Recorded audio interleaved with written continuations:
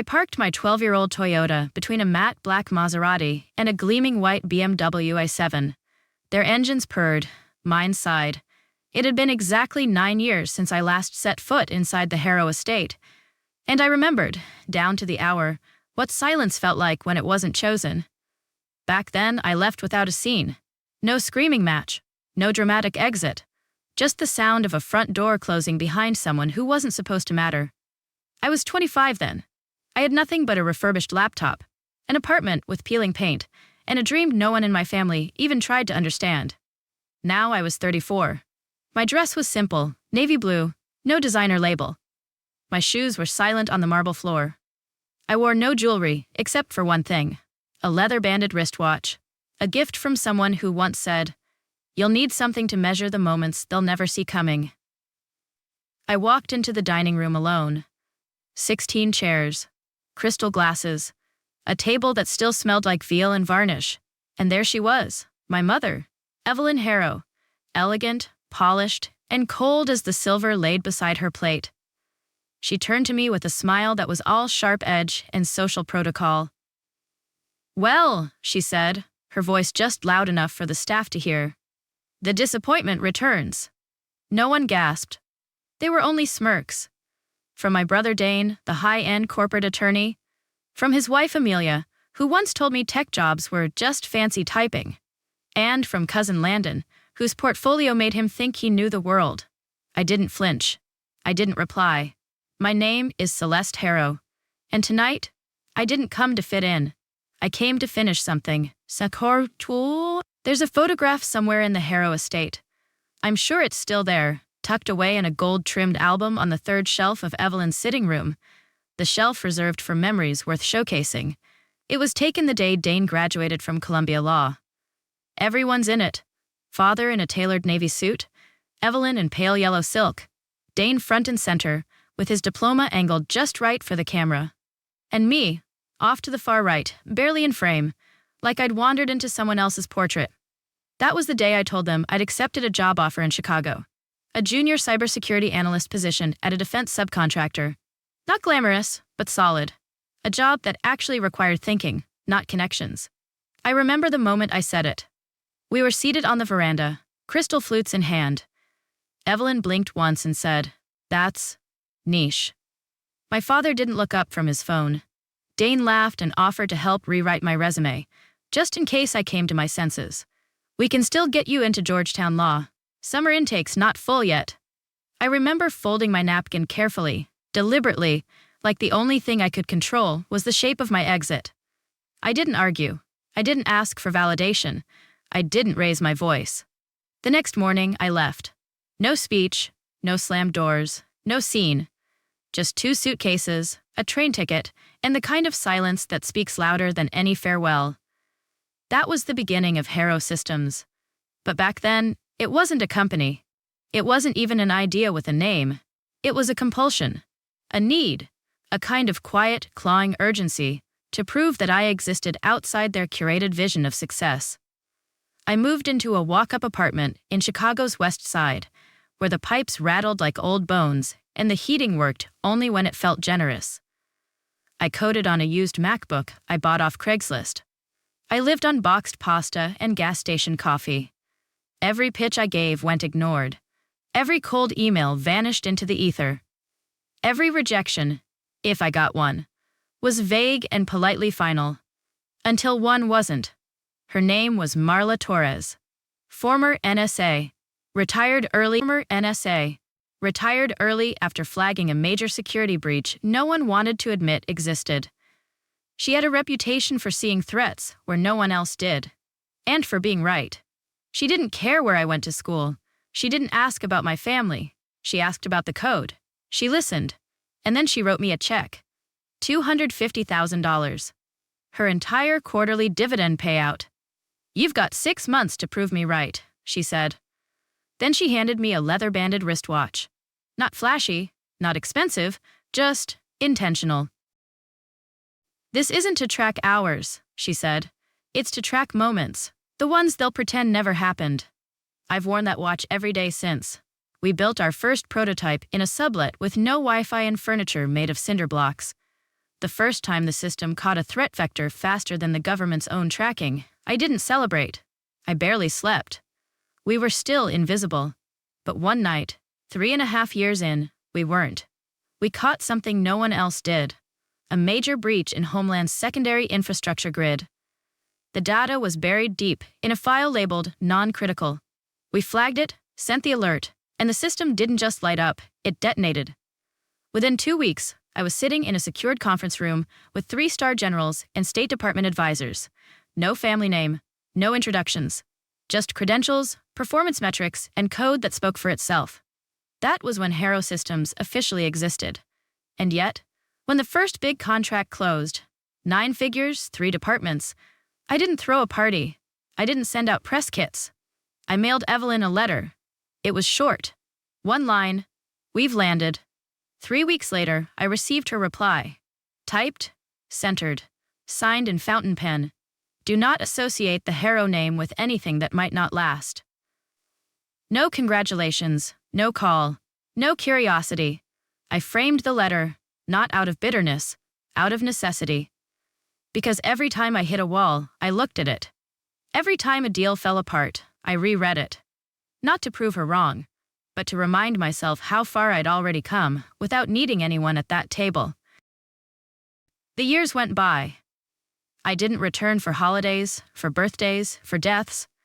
Not even when my father had his minor stroke and Dane gave a speech about family unity. I was never invited. I never asked. Until now.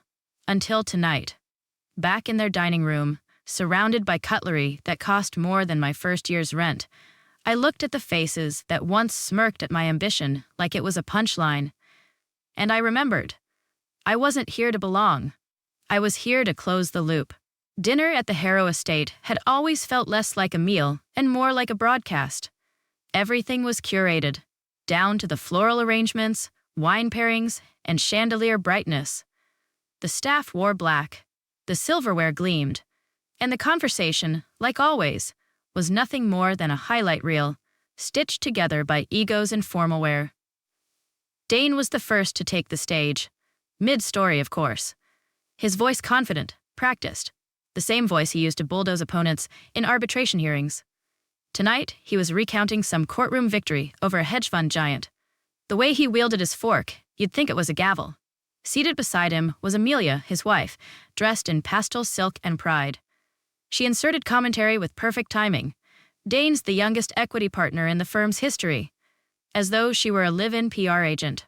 Across the table, Landon swirled his Bordeaux with the wrist of a man who thought he invented it, going on about emerging markets and investment positioning like he was auditioning for a TED Talk no one asked for. I sat in silence. The veal was plated on the same bone-white china Evelyn had imported from Milan when I was 17. The same year she forgot my birthday. I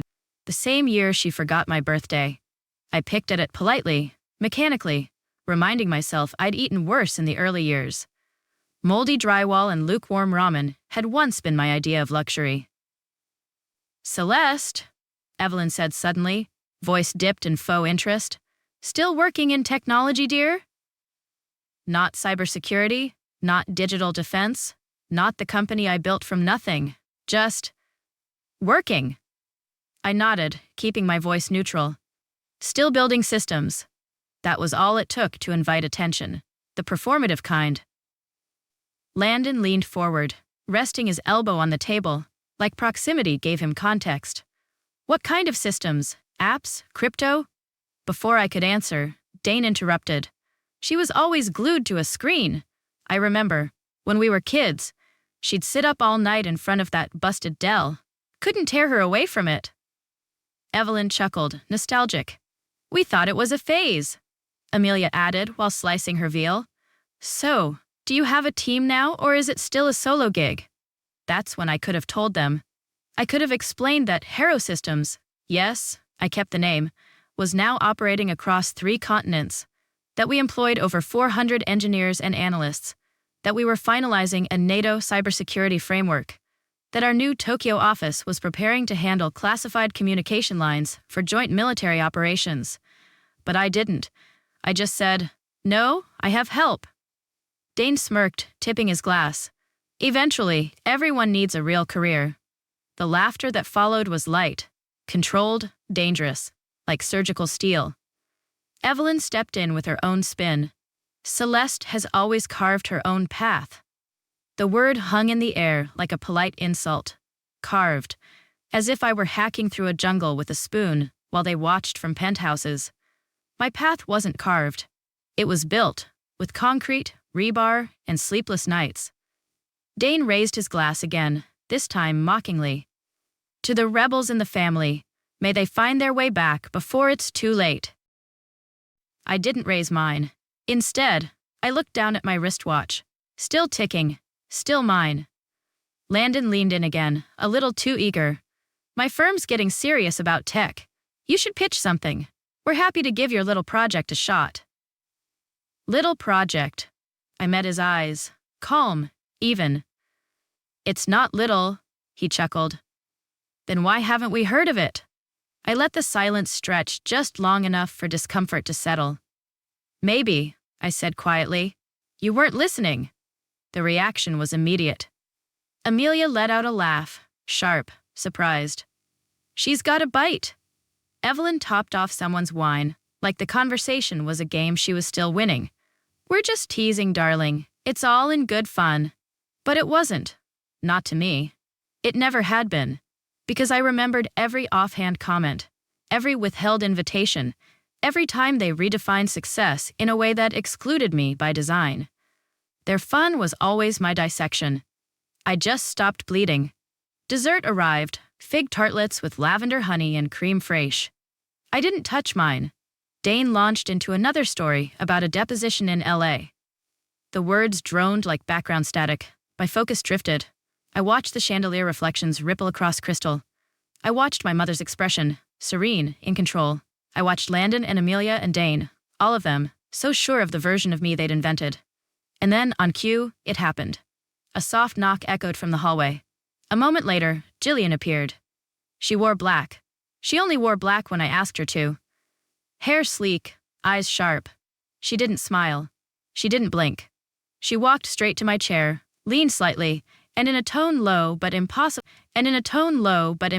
to ignore, said, "Apologies for the interruption, Miss Harrow. The jet is prepped and waiting. Captain Ung requests final confirmation for Tokyo. They'll need to lock in the flight path within the hour." A fork slipped from Amelia's hand. It struck the china with a dull chime. No one moved to pick it up.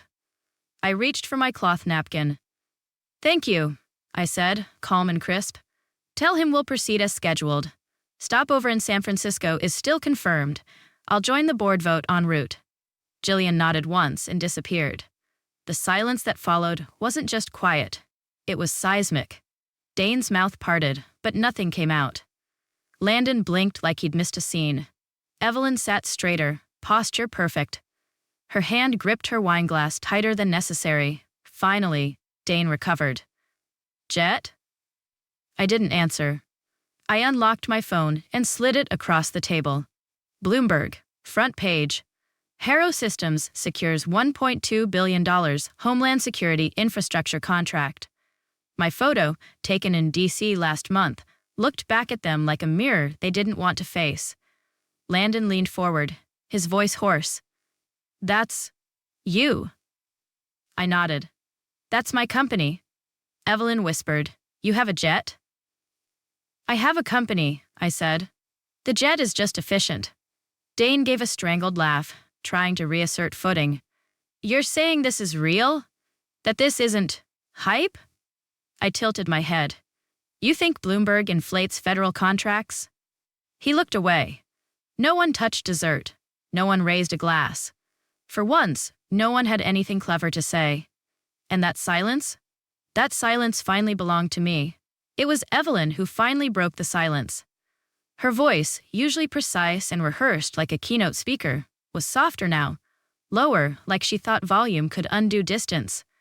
"You built this alone?" I looked up. "Not alone," I said. "Just not with any of you." The words didn't echo. They settled. Dane tried to gather the pieces. "If you'd told us, if we'd known, we could have helped. We're family, Celeste."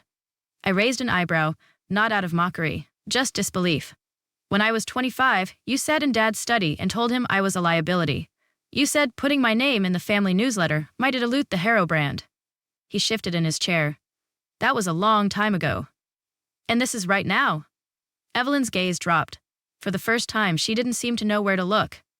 Her hand hovered over the phone I'd set on the table, as if touching it would confirm everything she had worked so hard to dismiss. Families say things they don't mean, she said. Almost gentle. Almost believable. I reached into my bag and pulled out a creased but carefully preserved sheet of paper. I slid it across the polished oak. Her eyes scanned the heading, her letterhead, her words. Do not use the Harrow name for anything that might not last. She didn't touch it. That was her style. Never deny. Just pretend memory is negotiable. Landon leaned in, shifting gears. If your company's scaling, there might be room for collaboration. We know people. There's capital, connections. You never know. Harrow Systems might benefit from some legacy ties. I waited for him to finish. I let the silence sharpen around his words. Then I said, We're not raising. Not now. Not ever with you. His mouth twitched. The rejection didn't surprise him, but the finality did. Amelia tried a different tactic. She smiled, that soft, practiced smile women like her wear like jewelry. If we'd known what you were building, maybe things would have been different. I tilted my head. Different for who? You? Me? Or the version of me? Different for who? You? Me? Or the version of me you could stand to be proud of? Her eyes flickered. She didn't respond. You weren't waiting to support me, I continued. You were waiting to recognize me, once it was convenient. Once I was no longer a threat to the narrative. She looked down, adjusting the napkin in her lap, as if something there could be fixed. Then Evelyn moved. She stood, slowly, deliberately, as if elegance could still carry authority. She walked around the table, her steps careful, like grace could mend years of fracture. She stopped beside me and reached out, fingertips brushing my wrist. You're still a Harrow, she said. That means something. I looked her in the eye. To you? She blinked. I didn't. To the world I built, I added. It means nothing. Her hand dropped. You're angry, she said, her voice finally cracking at the edges. I understand, but don't let pride close doors that family can help open. I stood, gently pushing back my chair. You had 9 years to open a door, I said. You chose to paint it shut. My phone buzzed once. Jillian. On schedule, as always. I folded my napkin and placed it beside the untouched tartlet, aligning it perfectly with the edge of the plate. My movements were slow, intentional, not because I needed time to think, but because I wanted them to sit in the discomfort of silence. I have a board vote in 6 hours, I said. We're finalizing a NATO contract. Evelyn's lips parted. Her words hesitated. Then, finally, why tonight, Celeste? Why come at all? I didn't answer immediately. I reached for my coat draped over the chair, sliding my arms through the sleeves like armor. I walked to the threshold of the room and paused, my hand resting on the doorframe. Then, without turning, to see if anything had changed. I turned back just enough to meet their eyes. It hasn't. Then I walked out of that room, out of that house, and out of whatever role they had written for me in their curated family script. Behind me, no one followed. They never did. The next morning, the damage control began. A LinkedIn request from Amelia, a voicemail from Dane. We should reconnect. Family synergy has value. An overwritten email from Landon, loaded with buzzwords. Innovation, alignment, strategic growth. And from Evelyn, a handwritten note delivered by courier. Heavy cream cardstock. The Harrow crest embossed in gold. We should rebuild. You've made us proud. I didn't reply, not to any of them. Instead, I forwarded every message to Jillian with a 2-word instruction, block list. That evening, a delivery arrived at the Harrow estate. A single box, no return address, no card. Inside it was the letter Evelyn had once sent me, the one that warned me not to use the family name. Folded neatly beside it was a photo, Not posed, not filtered. Just a simple shot taken from outside the dining room window the night before. The entire family was in the frame. Mid-conversation, mid-sip, crystal and silver and posture. There was only one space that stood out. My seat, empty. There was a note attached to the back of the photo. It read, "I was there. You just didn't see me." Some of us were never really invited to the table, but we remember who looked away. I never sent another letter, never answered another message. Because the truth is, I didn't need them to apologize. I didn't need them to say they were wrong, or that I mattered now. I had already mattered, when no one was watching. I had already won, when no one was cheering. And I had already healed, in the silence they mistook for defeat. I never needed a seat at their table. I built my own. And this one has no room for ghosts.